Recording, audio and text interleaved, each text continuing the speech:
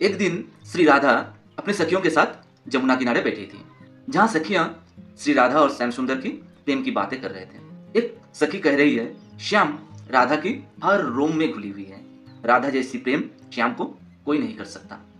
राधा की हृदय सिर्फ श्याम के लिए ही धड़कते हैं। उधर दूसरी सखी श्याम के राधा के प्रति प्रेम की वर्णन कर रहे हैं इस तरह से। वो कह रही है, श्याम हर वक्त राधा जी की सेवा करने के लिए उत्सुक रहते हैं। जगत के हर वस्तु में वो सिर्फ राधा जी को ही दर्शन करते हैं। राधा जी उनकी ये आलोचना चुपचाप सुन रही थी। सुनते सुनते उनके हृदय में श्री राधा और श्याम की प्रेम के ये स्वाद इतने बढ़ गए कि वो वहां रहते हुए भी जैसे कहाँ खो गए। दिलो दिमाग में सिर्फ राधा और श्याम की प्रेम की चिंतन ही होने लगी। किशोरी जी अब बड़े ही उदास हो गए। वो जो खुद राधा है वो इस बात को भी भूल गई। मन में सिर्फ एक ही चिंतन चलती रही कि श्याम सिर्फ राधा की है, सिर्फ इन दोनों के प्रेम ही नित्य है। हाय, मैं श्याम को संपूर्ण प्रेम नहीं दे पाई, मैं श्याम को थोड़ी भी सुखी नहीं कर पाई, किंतु ये राधा मेरे प्रियतम श्याम को इतने सुख दे रहे हैं, सुखी कर रहे हैं। आज मैं बहुत प्रसन्न हूँ कि मेरे श्याम सुख प्राप्त हो रहे हैं, किंतु मुझे तो ये जानना ही होगा ये राधा कौन है। राधा को देखने के लिए मेरे मन व्याकुल हो रहे हैं। तभी एक सखी ने आकर श्री राधा जी से पूछने लगी, सखी तुम इतने उदास क्यों हो? बहुत समय से लग रहे हैं जैसे तुम कहीं खोए हुए हो। राधा जी उनकी स्वर से जैसे होश वापस पाए और उनसे पूछने लगे, सखी क्या तुम जानती हो ये राधा कौन है? कहाँ रहती है वो?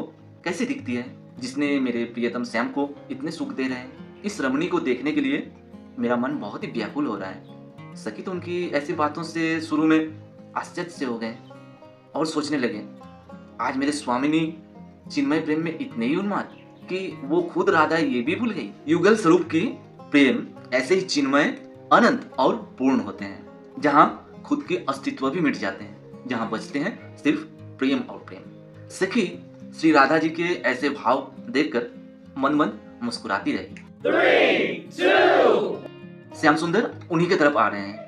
राधा जी को जैसे ही दिखे वो भागते भागते उनके पास गए और पूछने लगे, श्याम तुम सुखी हो ना?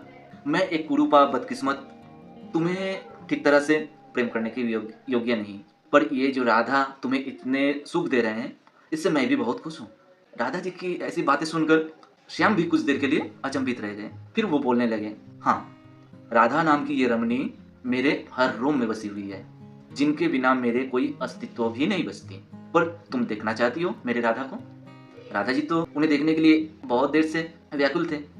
तब श्री कृष्ण कहे एक सखी से कि राधा जी के सामने एक दर्पण धरो।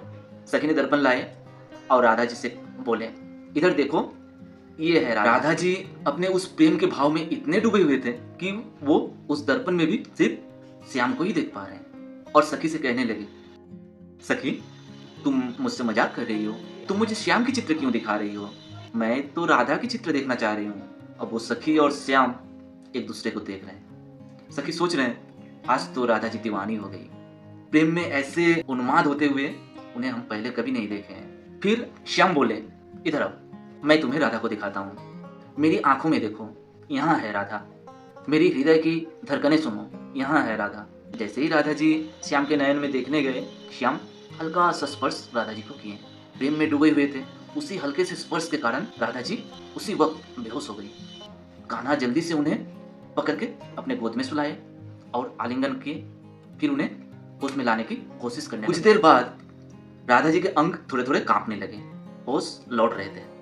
तभी श्याम सुंदर धीरे धीरे आवाज देने लगे, राधे राधे।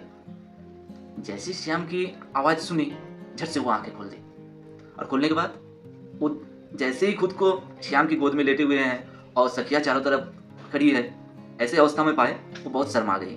शर्मा के श्याम के जो पीताम्बर थे उनसे खुद के चेहरे को ढाकने लगे।